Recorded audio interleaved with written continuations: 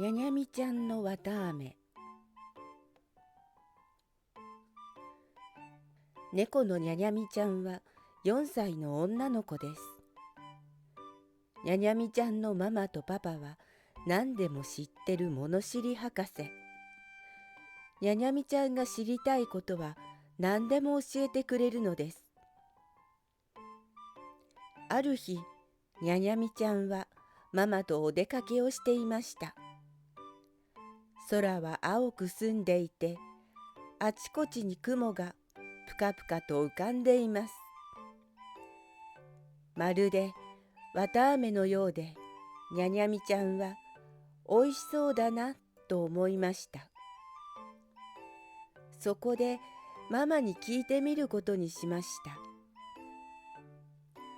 ママ、あれは何？あれ？雲のこと？雲？綿あめじゃないの？それを聞いてママは楽しくなってしまったのか、にっこりと微笑むと言いました。そう、あれはお空の綿あめよ。あんなにたくさん誰が食べるの？それはね、お空に住む巨人さんよ。にゃにゃみちゃんはニャックと豆の木のお話を思い出しました。ずんずんと伸びた豆の木を登っていくと、そこには巨人の国があり、大きな人が住んでいるのです。全部巨人さんの綿あめなの？そうよ。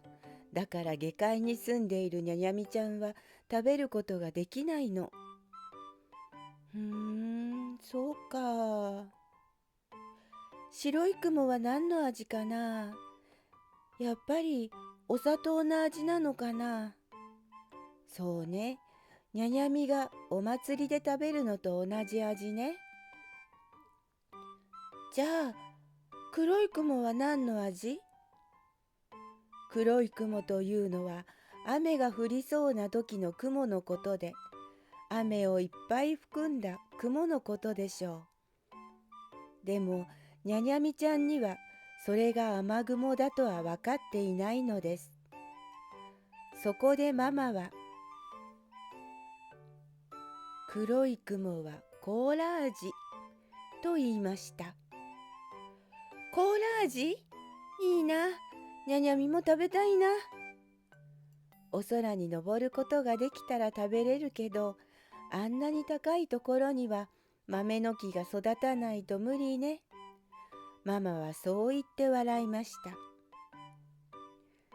翌日の朝食はちょうどお豆の煮つけが出たので、にゃにゃみちゃんは早速お豆を庭に埋めるとお水をたくさんまきました。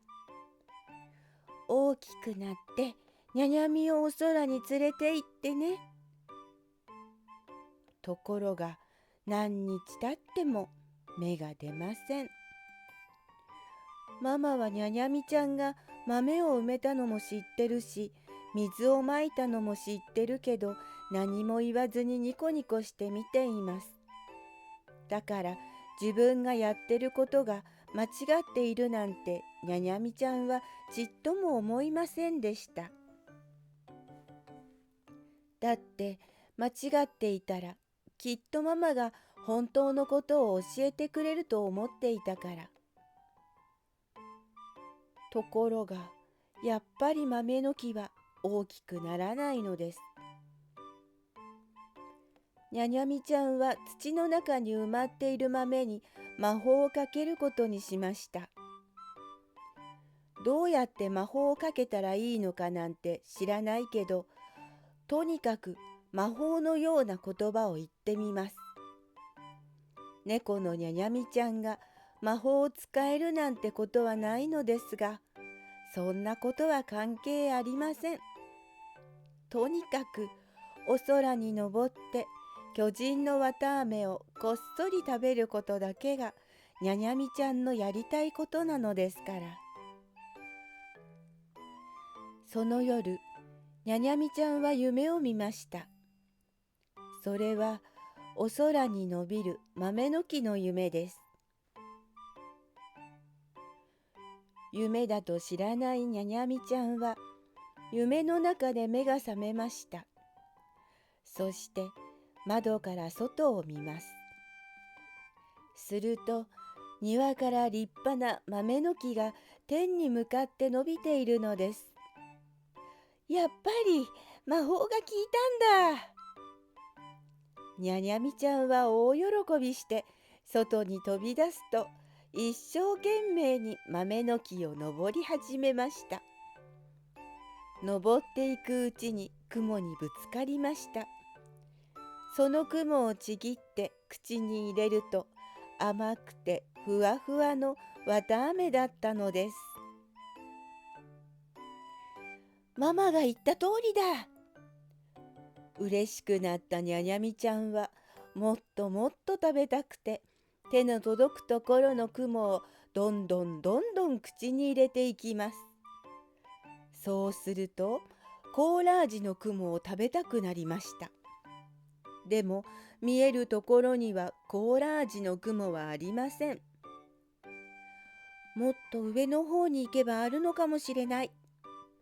そう思ったにゃにゃみちゃんはさらに上へと登っていきます。どんどん登っていくと、コーラ味の雲があるところに来ました。にゃにゃみちゃんはまたちぎって口の中にポイッと放り込みます。すると口の中に甘いコーラが広がりました。どんどん食べて満足したにゃにゃみちゃんです。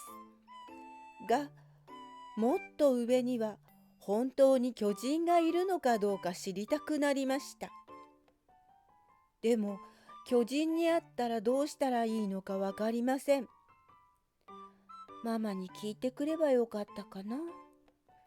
とは言っても今さら下に降りることもできないし、降りてしまったら二度と登ることができないような気がしたのです。にゃにゃみちゃんは巨人に会ったらこんにちはって言えばいいんだと思いました。いつもママがこんにちはは魔法の言葉なのよと言っていたのを思い出したからです。こんにちはといえばみんな仲良くなれる魔法の言葉だから大丈夫だとにゃにゃみちゃんは思ったのです。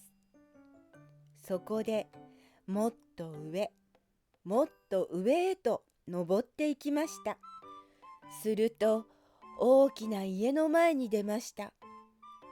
にゃにゃみちゃんの家よりもずっと大きくて屋根なんて見えないくらいです。にゃにゃみちゃんはあまりの大きさにびっくりしてしまいました。きっと家の中にはとんでもないくらいに大きな巨人が住んでいるに決まっているのです。そんなに大きな人が出てきてもにゃにゃみちゃんには気がつかないでしょうし、もしかしたら踏みつぶされてしまうかもしれません。ニャックと豆の木のように冒険なんてできないし、あんな風に逃げ切ることができるとも思えません。どうしようかと考えていたとき、扉が開きました。中からはにゃにゃみちゃんのパパより大きな猫が現れました。そしてにゃにゃみちゃんを見つけると不思議そうににゃにゃみちゃんを見ています。にゃにゃみちゃんは怖くなって逃げようと思いましたが、足がすくんで動くことができません。でも初めて会う人には必ず「こんにちは」と挨拶をしなければいけないとママが言っていたので、大きな声で「こんにちは」と言いました。すると小さなにゃにゃみちゃんの声を聞いた相手の巨人猫はびっくりして言いました。話ができるのか？にゃにゃみちゃんはちゃんと挨拶ができるんだよ。そうか。お前はどこから来たんだ？お前じゃないよ。にゃにゃみちゃんだよ。ああ、これはすまない。大きな猫は笑いながら言いました。にゃにゃみちゃんはね、綿あめが食べたくて豆の木を登ってきたんだよ。豆の木？そう、にゃにゃみちゃんがまいたお豆が木になったの。ほう、それはすごい。それで綿あめは食べたのかい？うん、コーラ味のも食べたよ。そうか。じゃあ、いちご味のも食べたかい？いちご味？そうだよ。まだならごちそうしてあげよう。そう言うと、家の中に入れてくれました。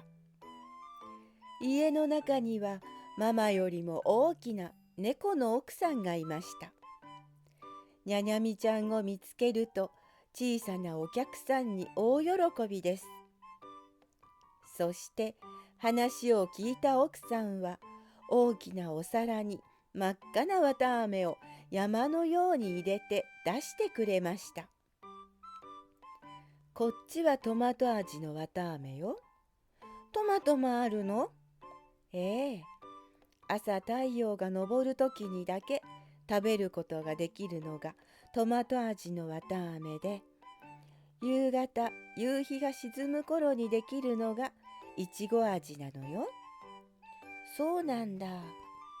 この2つはこの国でしか食べることができないからたくさん食べていくといいわ。そう言うと猫の奥さんはにゃにゃみちゃんをお皿の上に乗せてくれました。にゃにゃみちゃんはうれしくてお皿の中に入っているトマト味といちご味の綿あめをたくさん食べました。お腹がいっぱいになると猫の奥さんはもうお家に帰りなさい。ママが心配するからね。うん、ありがとう。またいつでもおいで。猫のお父さんも奥さんもにゃにゃみちゃんを笑顔で送り出してくれました。来た道を帰ろうと豆の木のところまで行くと、あっという間ににゃにゃみちゃんの家のベッドに戻ってきていました。